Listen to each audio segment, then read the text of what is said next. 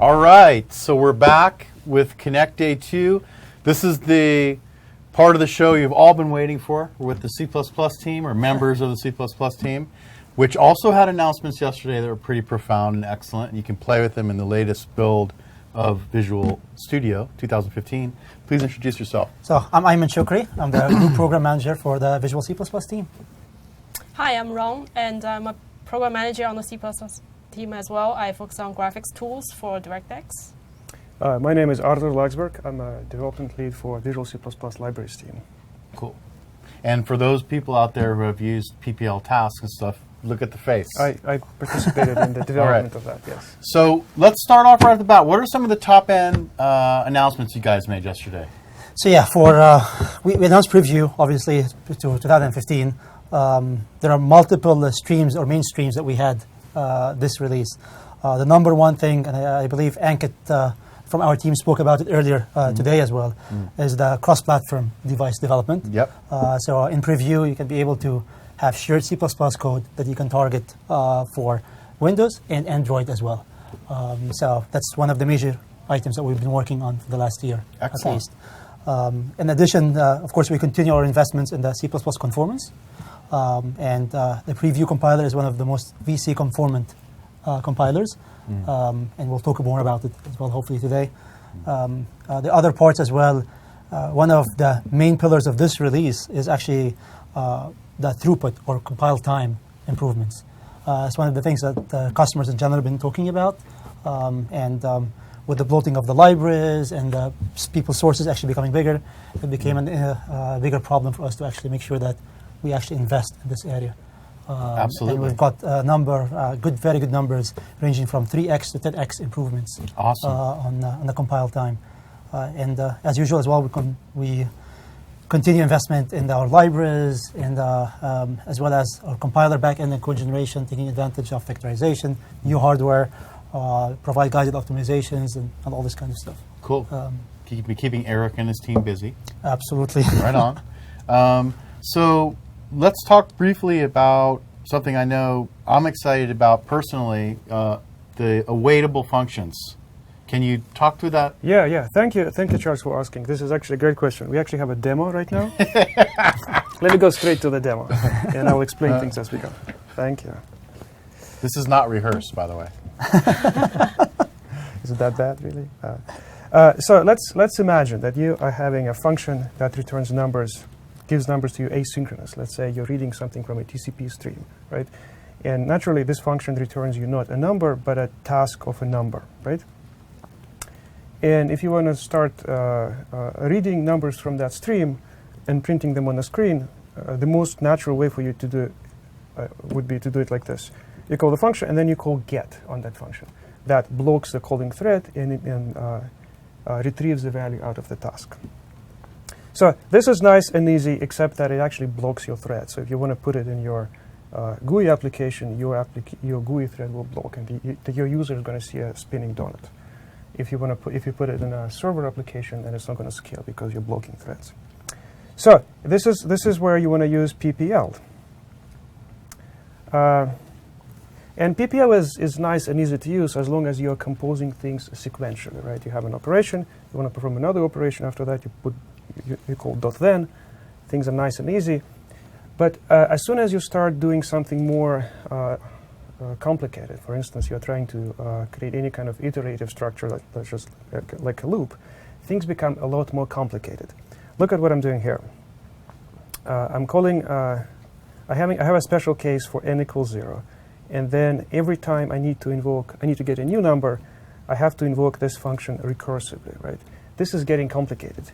And this is, even in this case where this is a very simple example, I have to write a lot of code. There is a lot of ceremony going on. Managing state is very complicated, but it works. Now, let's look at how we would do it in a feature called await. Now, you'll notice that you'll see there's some red squiggles, and so this feature is still experimental in preview. We've released it. We want to get it out because we want to get feedback. We want to get bug reports. We want people to experiment and see how it works. So you have to put up with some of the things like squiggles. look at how nice and natural this code looks, right? Instead of calling the .get on the function, I'm simply calling await. And I can still use my tried and true for loop and iterate through the list of numbers and print those numbers sequentially. So we think that this is going to be a big improvement for anybody who is writing asynchronous code. If you're using PPL today, you should be very excited about await, because this is going to be a massive improvement over the PPL. Awesome. All right, thanks. Great, man. No, actually, it's brilliant. It's like, the question I would ask you is what comes out the other end? So the implementation of this, is it going to be less code? It's going to be less code, yes. Yeah, it's going to scale, but mostly the wins are productivity. You can always write your state machine yourself in C and C++, right? But it gets increasingly complicated as the complexity of your program grows. With await, you just continue to write what looks like sequential code, and it just scales. You're as productive as when you're writing a sequential synchronous code. Excellent, man. That is a wonderful feature. And we're going to try to get this into the ISO language, right? Yeah, we're working on that. Cool. So people out there, wake up. I know if you're actually a C++ developer, you're maybe rolling out of the rack right now after a long night of coding and then some drinking. But wake up and ask some questions. We have the right people here to answer them. So let's move along to PICs. I believe that's what it's called. Yes. Let's talk about GPU debugging. Right. So in Visual Studio, one feature we already have is called graphics diagnostics. Just think of it as a debugger for graphics. So this is mainly for if you have a rendering issue in your app, in your game, like color is wrong, or my object is not rendering, or it's rendering wrong. That tool can really help you figure out what was wrong. You can go and capture, I can actually show you where to find that tool, which is under debug, graphics, and then start diagnostics. From there, you can capture frames, and then you can inspect every single DirectX call that you have made in that frame, and then inspect all the information, pixel history, pipeline, all that to figure out what was wrong. Cool. So that feature is there, and we made a number of improvements to that in the preview release. On the other side of the graphics apps which is performance. So there are times where your graphics app is all running fine, looking good, but it's just not running fast enough. In a lot of games, we're targeting like 60 frames per second on PC, and sometimes on smaller devices, might be targeting 30 frames per second. There will be cases where your app is not hitting that target frame, and you really want to understand what is causing the performance problem and how I can fix that. So we're adding a brand new tool in Visual Studio 2015 preview, as well as 2013 update 4, called GPU usage. And you can launch that through, again, debug menu, and then say start diagnostics tool without debugging. If this is 2015, if you're using 2013, the menu name is slightly different. I believe it's called performance and diagnostics, but it does the same thing. Basically, this brings up the Diag Hub page, which lists out all the features, all the tools that you can use. And now we have added this GPU usage tool into that list. Basically, you can use that tool to understand, what exactly is going on the GPU and the CPU when my app was running. Great. So let's actually launch this tool and see what it does. What I have here is a DirectX application, and I'm going to just select that tool and start. This would launch my app. So right now, this app is doing pretty well. But I want to show you what the Visual Studio actually is doing here. So go back to VS. You can see live your frame time, how long each frame took to render, frame rate, like right now it's hitting 60, and your GPU utilization percentage, how busy your GPU is. And then let's stop collection and see what else we have collected. Okay. We're actually under the cover. Our tool is collect a bunch of information from the graphics driver so that we can show you exactly how long each DirectX call took on the GPU and CPU. So from here, it's the same graph that we have seen live. Additional information you can see from here is if you select a range in the timeline, And for this app, it's running pretty flat, so you can pick anywhere, and then hit View Details. Okay. This is going to generate a GPU detail graph. So let's take a look at the table down here first. Basically, this is a list of all the DirectX events that were executed on the GPU when your app was running. So we collect event name, when did it start on the CPU, on the GPU, how long it took for the GPU to render that particular event, Okay. and then which thread, which core, which engine it was executed on. So it's a bunch of information that we actually collect from the graphics driver. And then up here, you can think of that as a visual representation of the same data down in the table. So we break down the graph into CPU cores, GPU engines, so you can see what event is happening on which core or which engine. So all these blocks are showing the execution time. The color stands for different processes. In this case, it's red for the app I'm profiling. And then you can interact with it. You can click anywhere on the graph. And then, for example, here I've selected a draw event. And then you can see that it's also selected in my table down there. And Cool. it tells you, oh, this is how long it took for the GPU to render, to execute. And this is when the API call actually happened on the CPU. So you can actually see that core relationship. The other thing you can learn from here is I want to mention these vertical lines here, these light gray lines. These are actually representing VSync time of your display. So usually your display is set to 60 refreshes 60 times per second.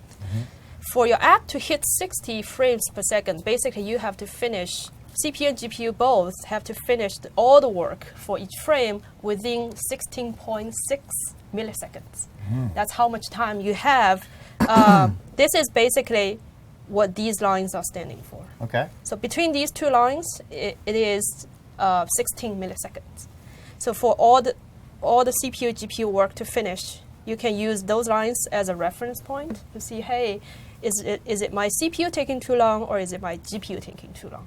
That's how you can understand, well, is it my CPU the bottleneck or the GPU is the bottleneck? Great. So yeah, you can use this tool to understand exactly what's happening to help understand performance issues. Perfect. Really, really useful for game developers, obviously. Yeah, for DirectX games and apps. So that brings up a question, though. So only DirectX is supported. That is correct. Okay. So far, yes. Come on, man. What's going on here? All right, I'm joking. but I understand. I mean, this is the new Microsoft, right? Right. In the past, that would be like, of course, yes, but you never know. I mean, we're open for the feedback. Right on. Right. So give us feedback. Keep asking questions too, like now. So let's go back to Await, and Jose wants to know, how does it help performance? So, Await is about three things. It's about developer productivity first, right? You write less code. Your code is easy to understand. It's easy to write, easy to maintain. That's number one.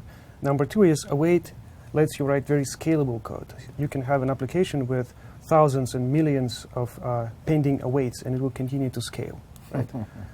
And finally, it's about responsiveness. You can write await in your GUI application, and your application continues to be responsive. Your GUI thread is always alive. So depending on what you call performance, right, it could be a number of things. It could be scalability and throughput and responsiveness, and Await gives you all three.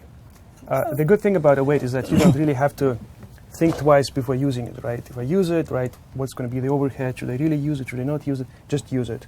It's great. It scales.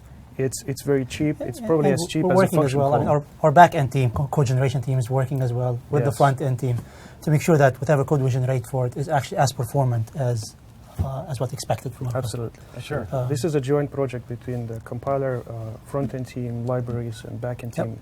A lot of people came together to put it together. And you guys also did work, like the people who implemented the feature, I know, on to limit code size of the feature itself and the output binary. This is also one of the things people should be excited about. Compared to PPL, if you use PPL today, you might experience some code bloat, especially with C++ CX. Await just takes care of that. Cool. All right. So Stefan, that's not STL. That's someone else named Stefan. There's- Stefan knows there the can answer to only that be question. one. It's a question. Stefan knows the Yeah, answer yeah, to that yeah. question. So will there be support for C++11 UTF char types in 2015, i.e. char 16 underscore T and char 32 underscore T? Yeah, the quick answer is yes, there will be, but I would encourage you to go to our blog, and we regularly publish the conformance table with features where every feature is explained in detail, and we tell you what feature is coming, what feature is not there, is still not there, which feature is coming. So But yes, it's the all answer, there. the answer is yes. Cool. So, Right on. So Josie wants to know, will the GPU usage chart be available with VS Community Edition? Yeah, great question. Actually, it's already in there. Great. In the 2013 version. The other thing I forgot to mention earlier is we actually support desktop apps, Windows Store apps. Phone apps will be support will be coming later. It's basically because we need the latest driver to supply this information to us. Okay. But yeah, all the platforms, Microsoft platforms, will be supported. Awesome. Rob wants to know any progress in the 2015 preview on the compiler conforming to the current C and C++ standards. So there's a C in there, not just C++. Let me start with C++ We can do that. first, okay? let's actually as well show them the, Great idea. yeah, we have here. There you go. Excellent. Actually, I think that's the, yep. This is the one that's not secret, right? No, it's not. This is actually Herb Satter's famous slide. But actually, the next part is actually interesting. This is the one that we actually have those features in C+11, C+14. The green ones that actually were targeted, it's actually in preview, all of those. Great. The blue ones, that's ones in our plate. At least we have a good plan, engineering plan for them to be out in RTM time frame. This are not all the features, but we're working on other stuff to make it happen as well. I don't know, Arthur, if you want to add something as well. No, I think you pretty much covered it, yes. That looks great. And what about C? Yeah. Yeah, our investments in C standard in general has been driven really by the unblocking some of the famous libraries that need the C99 standards as well. We actually have been working we enabled some in VS 2013. We're open if you have a specific same strategy. If you have specific features that are blocked for some specific famous libraries, we're more than happy to. And I would also add that we have enabled C99 library support. So all, Sure. all the functions that were missing in the previous releases are now there, almost all of them. Cool. I mean, the point, I guess the moral of the story is C is still a language that's evolving. Lots of people are Oh, using yeah. it. It's a very important language. And you guys are, I mean, the C++ is steeped in history with C. I mean, look at the experience we get for build time and linking and all that wonderful stuff, Yep. right? So, meeting C++, welcome, man. Thanks for coming. How was this feature handled in the C++ committee meeting in Urbana? Will this make it into C++ 17? I'm assuming he's talking about await. Await, yes. Yeah, great question. So Gordon Ishanov, who is the main architect and the developer of the await feature, has presented it on Monday. It has received a lot of support. A lot of people are very, very excited about it. I would say that the committee is very interested in seeing it in the next version of C++, whether it's going to be C++ 17 or the next version of C++, we don't know yet. Typically, things go into a technical specification first, where multiple vendors are encouraged to implement and experiment, and then moving from technical specifications to the standard proper. So we are just, we are continuing that journey, and we'll see where that leads us. Awesome, man. And I guess there's a question before about the XP Yes, support. so XP, can never get rid of it. Yes.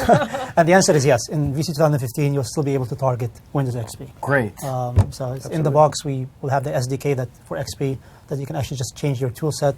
You still use the newer compiler and everything. It's just a normal Windows SDK that targets XP plus. Hey, man, I mean, you know, XP is a great operating system. Oh, yeah. And, you know, having worked on it and whatnot, I'm proud of what it is, and I'm glad we still support it. Yes. At least you guys support Yes. it. There may be critical security vulnerabilities, but you know you can still compile your code and run it on. Yeah. All right, so let's see. Jürgen wants to know: are there further improvements made or planned for very large C++ solutions? The amount of time it takes to load, and then IntelliSense to catch up, etc. In this release and debugging and stuff. So giant, like let's say Windows. It's a pretty big code base.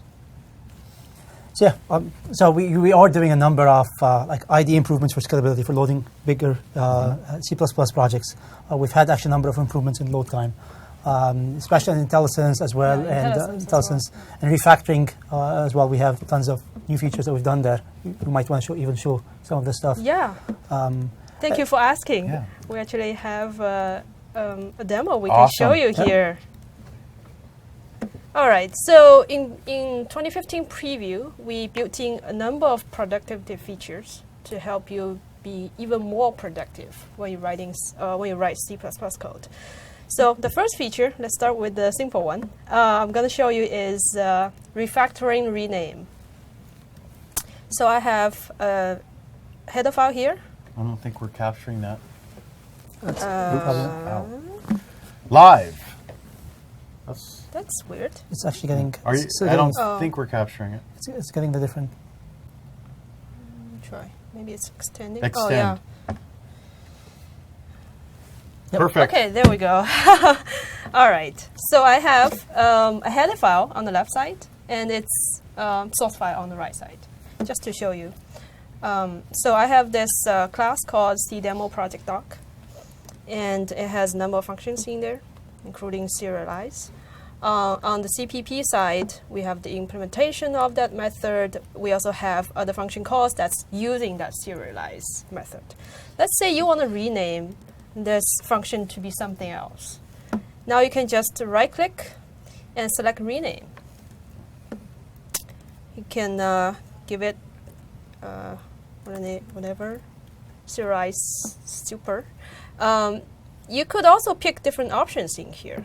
Let's say you want to do not only references but also comments or any strings in your code. You can select that as well.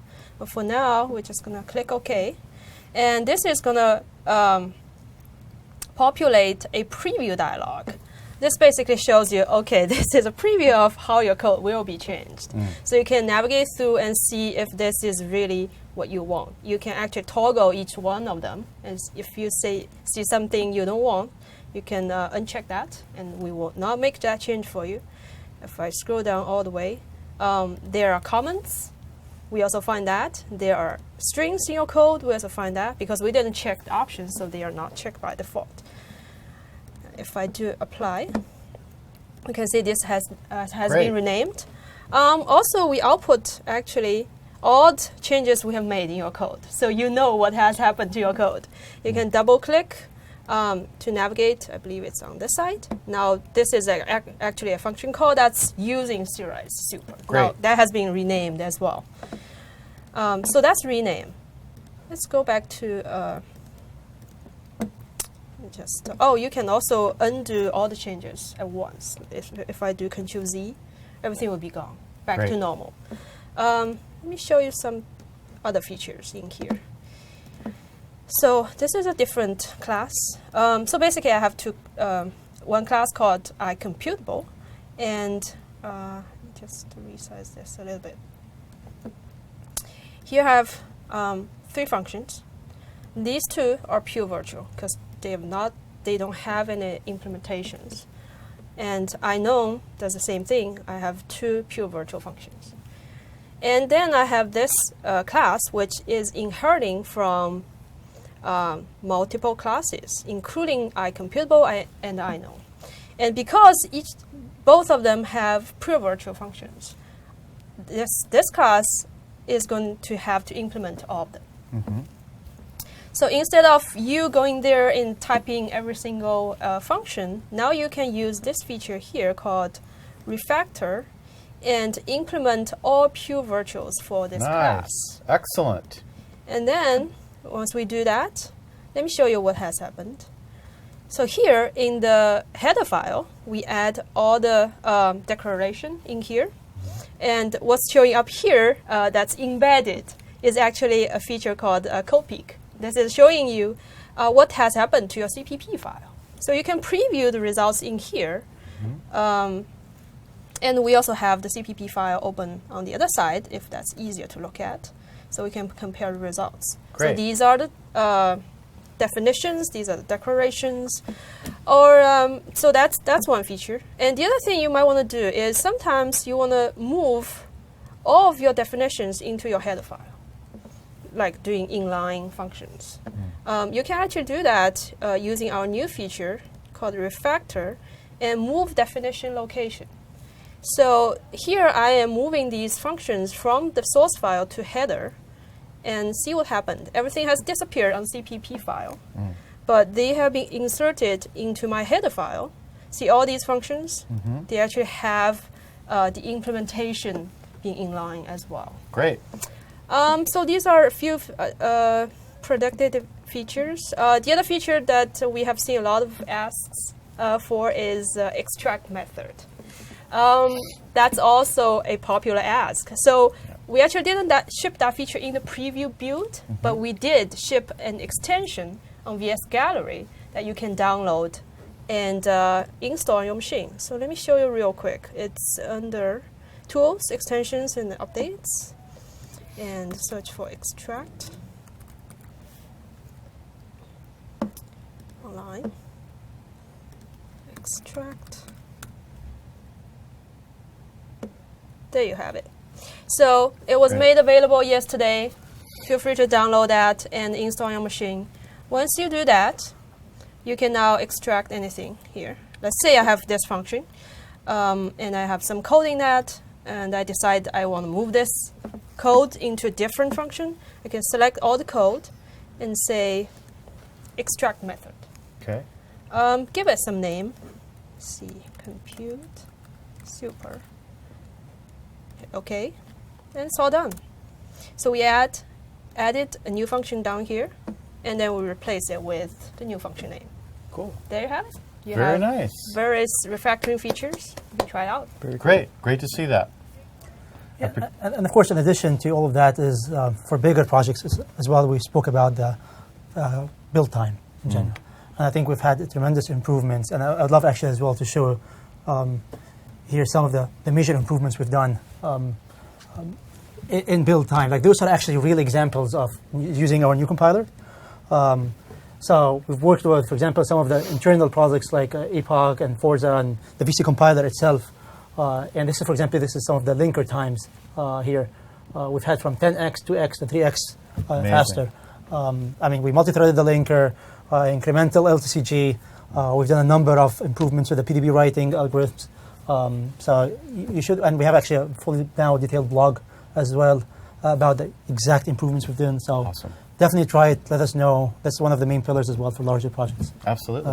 I mean, build time is important. Absolutely, Right. absolutely. So not everybody has a terabyte, gigabyte machine, and or a terabyte machine with ungodly amounts of power. So beautiful. Yep. All right. So Nick T, is Const Expert going to be supported in Visual C++ 2015? Yeah, I can take that. The short answer is yes, it's going to be supported at the C++ 11 level of support. We are somewhere between C++ 11 and C++ 14. The generalized Const Expert is kind of difficult to implement, but we're still working on it. Right on. So Shen's question is really not for this team since you're not the Windows team, but we should still talk about it because one of our MVPs is working on something very interesting for ISO C++ targeting the Windows runtime. That, of course, being called Modern CPP.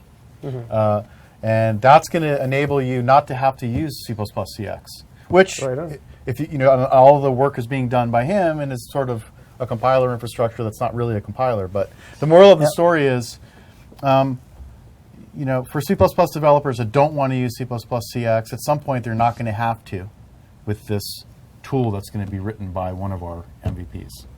Anyway, but we should talk about that. So have you guys made any advancements, any changes, any improvements to the CX stuff? So targeting the Windows runtime, have you made any improvements? Or We've made some improvements a little bit to the code size of C++CX, and Yeah. actually started with the VS updates. Cool. But not anything major more than this. We are looking as well, in general, not the WinRT, but even, actually it's a good segue for the unified CRT work that the team has been doing. So one of the areas as well that we improved, it's not WinRT related, but more of, we've heard from some customers saying, I have different libraries, it's built with different runtimes, why do I have to deploy different versions, different runtimes? All I'm using is printf. Like, why do I have to use the different stuff? And we've been working with actually the platform team, Windows in that case, to actually integrate our C runtime to the stable component and the stable component that's evolving. Great. The stable component is the one that we're driving to be actually part of the platform itself. Nice. So if you're using that stable part that haven't been changed for a long time, Mm-hmm. there's no need for you to really deploy anything with your app. Windows becomes your really runtime at that moment. That's awesome. So that's something that's starting from VS 2015. Great.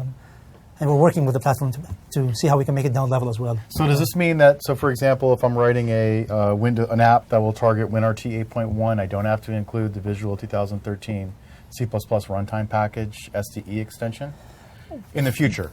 Correct. Okay. That's the idea. Cool, That's the because idea. you'll get weird things at runtime, not deploy time, when you don't include it. Of course, obviously. it depends on. We broke down our C runtime to different areas. Okay. So as long as you're in the area that's in part of the platform, like think about it, this just becomes a platform API that you're just calling. Perfect.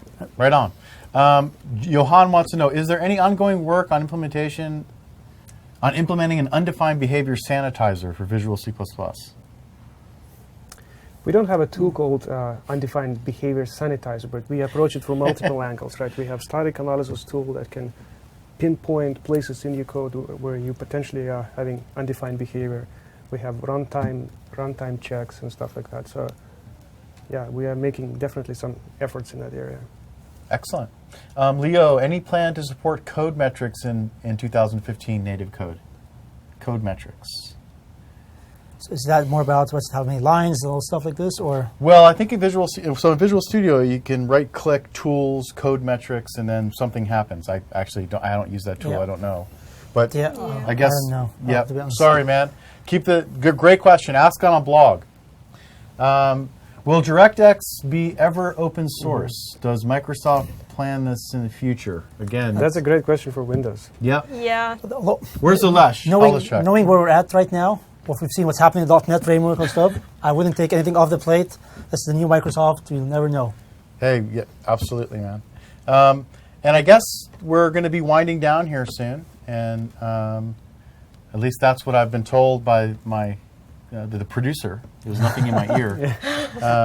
But do you have any more questions? I mean, have we missed any of the topics that you guys did? So we talked about link time speed, new features for productivity, await being them at the language level, Yeah. which is rock and roll.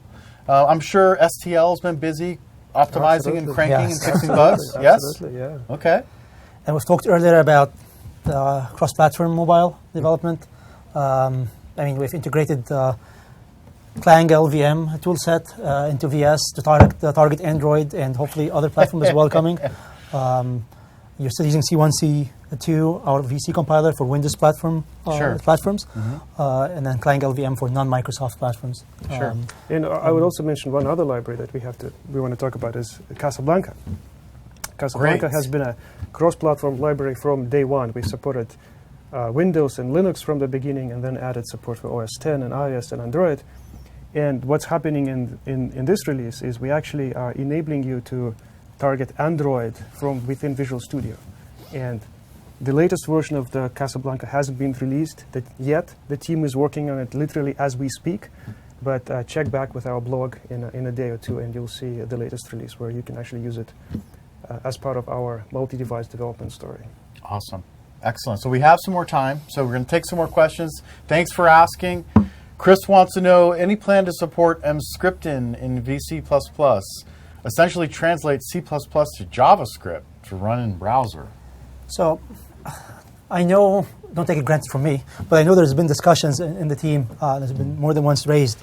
There's nothing concrete about it yet, but so no concrete plans of doing that right now. But there has been raised discussions. It's more into the JavaScript team as well. Sure. Who know more in this area. But yeah, I would love to ask them as well. We'd defer Sure. that to them.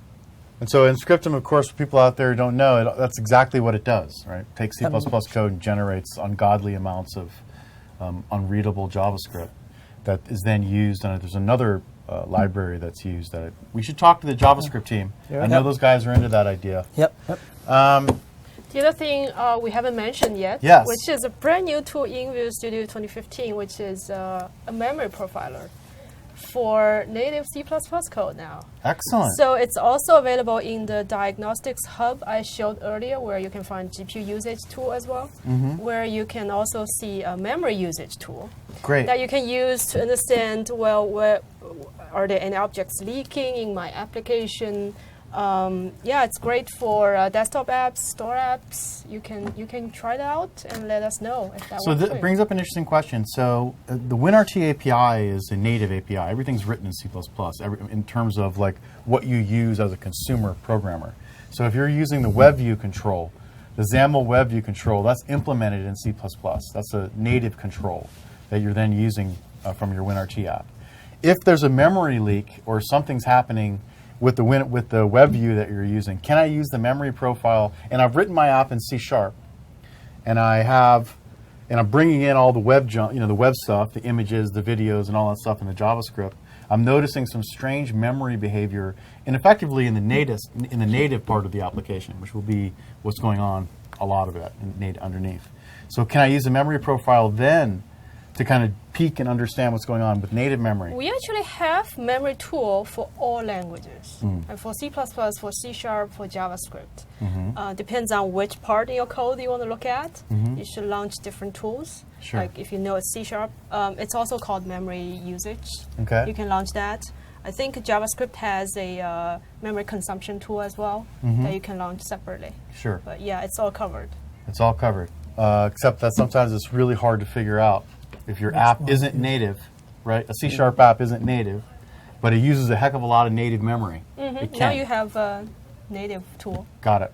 Hey, all right. So Shen, have you considered modernizing libraries such as ATL to take advantage of the performance improvements enabled by C++ 11? We are making incremental improvements in libraries like ATL and NMFC. Most of them are driven by customer feedback. Whenever we have a connect bug, we go and fix that. And when we fix that, hey, we can now use C++ 11 so we can do things better, right? But we're not planning any significant overhauls of libraries like ATL and MFC. And one of the reasons for that is that it's very difficult to modernize a library without breaking backwards compatibility. So for instance, if you want to introduce things like move semantics into MFC or ATL, this would be pretty hard to do without actually changing how it works. So we want to be careful there, not to break existing code and kind of improve it as we go, but not do anything drastic. Cool. And so Greg has a question that I can't necessarily see, but it looks like it's going to be about resumable functions. Okay. There was an option of declaring the function itself resumable. Yeah, this is a great question actually, because the design team went back and forth whether we need to have a resumable function or not, and a resumable declaration or not. And in the end, what we settled on is that the compiler can actually see your function, and you can see a weight inside your function. So why force people to tell what the compiler already sees, right? And so we've decided it just looks nicer without resumable. And so this is how it's going to ship in the preview release in RTM. So that brings up an interesting question as far as design. So in the C# implementation, you have to mark any function as async. Correct. Why don't I have to do that in C++? Because the compiler actually sees your code. The compiler can see a weight in your code, and the compiler can kind of deduce it for you. Oh, this function is actually resumable because he is using a weight. But if I were a caller of said function, then if I had an async in front of it, I would know as calling into your library that it's an async function. Oh, and the thing is, it doesn't matter. You don't have to know, right? You're calling a function that gives you back a task or a future, right? Okay. You don't need to know how it's implemented. Resumable is the fact that a function is resumable is just an implementation detail. That's another good reason to actually not have it as part of the function type, right? Consumers don't need to know. Okay, right on. You don't need to know, huh? You don't need to What are you going to do? All right, so Stefano's back. Can you maybe say anything about the future release cadence of Visual C++ beyond the 2015 release, in particular with regard to language conformance, where support for full expression, SFI, Yep. seems to be the biggest missing feature? So we will continue releasing on a quarterly basis as a VS updates. Those VS updates will include newer features to the conformance, provided that none of them are actually breaking changes. So one of the major pillars we have is you install an update, you need to still have your code compiled as expected and run as expected without changing behavior or at compile time as well. And as people are expecting that. So yes, some of the actual conformance features are more of opt-in features that actually doesn't affect your existing code. Those we have, or we're planning right now, we're building an engineering plan of how to actually make them available through the updates. Excellent. Yes. Cool. So Ariel wants to know any improvements in debugging tools for parallel programming support like AMP, which we haven't discussed, OpenCL, or CUDA? So we haven't done any debugging improvements in C++ AMP, but we have done some compile time improvements and runtime improvements. So if you're compiling a large parallel for loop in C++ AMP, there's a good chance it's going to compile faster and run faster as well. Yep. And the other part as well, we've worked with our partners to make sure that C++ AMP as a programming model available for non-Microsoft platforms as well. Absolutely. So right now, C++ AMP underneath is DX if you're on Windows, and it's OpenCL underneath for actually other platforms. Great. And actually, we have published this as well, and should work with 2015 and 2013 as well. Cool. And I can use the GPU tool, can I? It's not just graphics. It's whatever going on the GPU. So if I have an AMP problem, You could Okay. use it, but you might want to have additional annotations for C++ AMP programs. Right so on. that's something we can do in the future. cool, Planning. for the general purpose Right. case. So what strategy do you propose to manage project dependencies in native apps? Having to handle manually include paths is a pain. Any kind of Maven for C++? So there's one word for this: modules. Please follow our efforts in ISO C++ committee, where we also are pursuing this improvement in C++ together with our partners. Modules, So will modules replace the need for header files? pretty much yes. Awesome. What does that mean for the linker? Anything? Everything? Obviously, the linker will have to undergo some changes. Yeah. The compiler, the whole compilation chain is going to Awesome. need to change. Let's see. Roman wants to know, as you relative to Intel C++ compiler, I think that might mean. I guess how the are question you is, what's the doing relationship between Yes. the compilers? Two completely different compilers, not related in any way. Okay. David wants to know, any plans to help monitor CPU cache misses within C++ apps? Wrong? No, no plans at the no moment. plans yet. Yeah. But That's the kind of feedback we're waiting for, right? Great. Tell us a Great bit more feedback, about yeah. your scenario, what you would like to enable, and we'd love to hear back from you. Awesome. And you guys actually do a really amazing job of taking customer input and then really delivering what they're asking for. I mean, the C++ team has always been, at least in the last 10 years, Yeah. ears to the ground, listening, reacting. So excellent work, man. And it's nice to see Jose's back. It's nice to see we have a clan of people that are asking great questions. Yeah. Any work has been done for direct OpenGL implementation? This means the OpenGL implementation on Windows, Yes. right? That would be a great question for actually the Windows OS team? group. The Windows Yeah, team, OS DX group team. Yeah. can say. One Microsoft, man. We can speak Yeah. for anybody now. Let's see. OpenGL. I think, whatever. That's a great question, but ask Yeah. the Windows people, man. And keep on asking questions. If you don't have any more, we can continue to be a little bit random, which is always fun. What are some of the things you guys are working on for the next wave? Like, not what are you going to deliver, but what are some of the big picture items that you want to tackle for the next wave? I think we want to understand, still number one priority is in VS in general, is we're shifting to targeting other platforms as well. You want to understand your needs. Obviously, we've been receiving some questions about, now in preview you've done Android and Windows. How about iOS? It's something we're trying to build a plan for right now from a C++ perspective. There's the other questions as well. Do we do anything for Java? Do we do anything for Linux and server stuff? All this kind of stuff are actually on the table for consideration, and we're trying to figure out what's the right thing here. And we want to enable something. We threw out something. We want to collect feedback, and based upon that, that's going to determine our next behavior. Obviously, we'll continue investing in the standards, so they keep Absolutely. evolving. We'll continue investing in that area. There are some other questions as well about how you're going to bring Clang LVM for Windows, and not just non-Microsoft platforms. Yes. That's still something that's not off the table. It's on the table for consideration. Some customers are asking for it. So I wouldn't be surprised if we start looking at it in a more serious considerations. Excellent. But yeah, we're heading I believe we're heading in the right direction. We need our customers to guide rail us to the right area. Just one more thing to Yeah. add in the graphics area. One thing we've been working on is the graphics tools to support DirectX application, the DirectX 12 applications. Okay. That's going to be the next generation of DirectX APIs. More low level, you have more flexibility to make it faster, to make your apps faster. So our debugging and profiling tools is going to completely support running the DirectX 12 apps.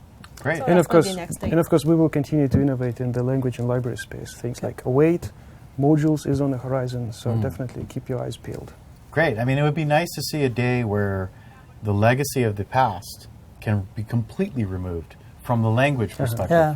and still be backwards compatible, right? That's the hard problem. But Yeah. it would be so nice to be able to read C++ as easily as you can read C# and get all the benefits Absolutely. of C++, Yep. the power, the low-level control. Let's rock and roll. So we have a team here. The Connect has ended, and it's great to end it with the C++ team. And for all of you out there, thanks for watching. And big kudos to everybody in DevDiv and you, guys. Visual Studio. I mean, what an amazing release, amazing announcements. .NET is open source. Yep. The server core, etc. Amazing new tools.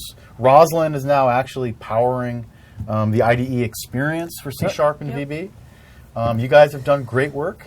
No, As well. we're really excited Cool. about this release. So thank you all. Cool. Thank you. Take care, everybody. Thank you. Thanks for watching. Download the preview.